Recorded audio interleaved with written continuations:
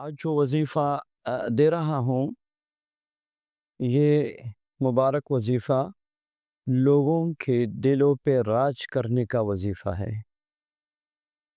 کہ لوگوں کے دلوں میں محبت آپ کے لیے پیدا ہو جائے۔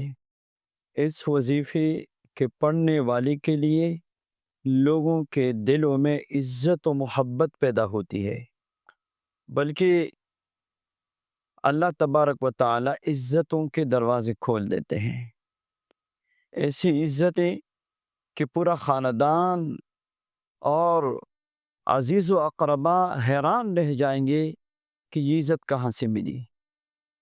تو یہ مبارک عمل یاد رکھیے، آپ ہر نماز کے بعد 11 مرتبہ یا معزو پڑھیں، اور جب آپ نے عشاء کی نماز پڑھی پھر 100 مرتبہ یا معزو پڑھیں، اول و آخر ایک ایک بار درود پاک کے ساتھ۔